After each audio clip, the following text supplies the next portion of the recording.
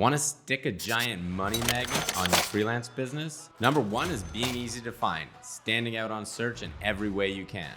Number two is saying no to niches so you don't pigeonhole yourself. Number three is show your successes. Clients want to work with successful people. Step number one, be easy to find. Clients find it exhausting looking for the right freelancer to do their work. There are millions of other freelancers out there, but how do you stand out? Thankfully, so few freelancers are easy to find. This gives you tremendous opportunity to stand out from the crowd. Clients want you to make it easy to get their problem solved. And the truth is, the clients have thousands of pages of checklists and to-do lists of things they need to get done. You want to be the person that they ask for help. So how does a client find you as the resource they need? This is where inbound, organic leads come from. And it's all based on search. Clients often start their search by asking a question. How do I do blank? You're there to fill in the blank. This question is the first clue to create the correct content to stand out from the crowd. But what does this look like in practice? You don't want to be too specific in order to stand out. The reason being is clients usually ask more rudimentary questions because they just don't know. If you're a website developer, an example of this is instead of saying, I'm a Shopify developer, which a client may not even understand, try this. I help businesses sell products online and accept payments. Or if you're a copywriter, instead of saying, I'm a copywriter, where clients may not understand the profession of copywriting, try this instead. I write content that helps Google searchers find your business. Or if you're a virtual assistant, instead of just saying, I'm a virtual assistant, try this.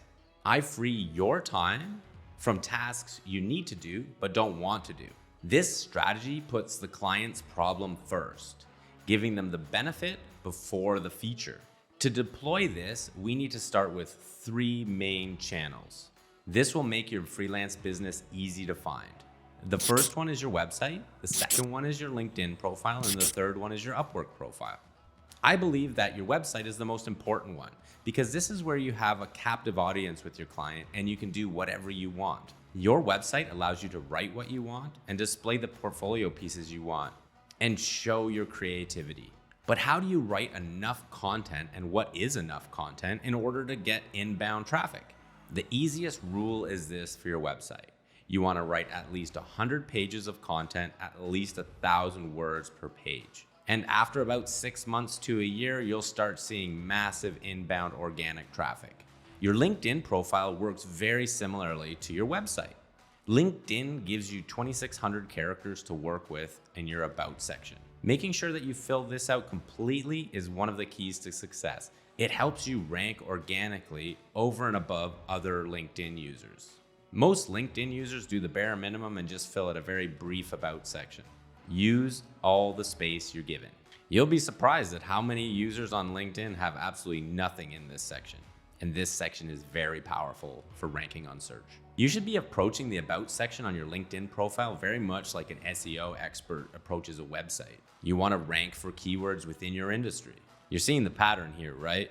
Yep, it's content and lots of it. Upwork is even more powerful and gives you 15,000 characters spread over your primary and 2 specialized profiles. Fill in these sections completely. Same thing here. Think like an SEO expert and make sure you're completing your profiles entirely. Make sure to like, subscribe, and hit the bell icon to turn on notifications for my next videos. Step number 2, say no to niches. Freelance coaching students always ask me this exact same question on one of our first sessions. Which freelance niche should I choose? They've seen tons of different advice saying niche down, be specific, hustle hard. None of these things work. And I say, don't you dare choose a niche while you're just starting out. Niches are in the future when you've covered all the bases of the main core services. The reason I say this is because choosing a very specific niche does 3 negative things to your business. Number 1, it limits your clients. Number 2, it assumes that you're going to like this niche and that this niche will last forever. Number 3 is it builds a very singular portfolio. And with a singular portfolio, it's very difficult to expand out into other industries. You limit your freelance clients because there may only be a small amount for that specific niche, and you don't really have any idea of this until you get started. And if you pick a particular niche and it's very specific, if you stop getting work because there just might not be enough clients in that niche, all of a sudden you have imposter syndrome when you think you could be doing something wrong when maybe it's just the niche is the problem. And this is very detrimental early on in your career. When you select a broader category instead of a niche category, something like graphic design or website development or writing, you open up your freelance business to a world of possibilities. Yes, being a generalist is competitive, but it's better to have a vast ocean of opportunities than a puddle that might dry up at any moment. Remember all the hype about a particular niche and all of a sudden it disappears? Don't let that be you. I've been freelancing from before Facebook existed, and graphic design, website development, and writing really haven't changed. Yes, the tools we use are way different from 20 years ago, but generally it's the same. It's the long game, it'll last forever. Choosing a niche is kind of like eating the same food over and over and over again. You don't really want to do that. Mixing it up gives you lots of different skills to try. Thinking you're gonna like the same thing today as in 20 years is a really silly approach and is ignoring the long game. Marcus Aurelius said, "No man steps in the same river twice, for it is not the same river and he is not the same man." The industries will continually evolve no matter what you do. Industries will change naturally over time, so it'll always be fresh. Choosing a specific niche pigeonholes you. As you work, you'll achieve goals, and when you reach the end of each goal, your new goals will continually evolve. When you reach the finish line of each goal, it's going to continually move and you're going to have new goals. This is completely normal for ambitious people like you. Don't let it bother you. It's a completely normal process. The whole point is progress. Building a business, building a life, and building a family is never done. It's constantly changing. You'll eventually reach your goal and then you'll ask, now what? Keep going, keep building, and never stop.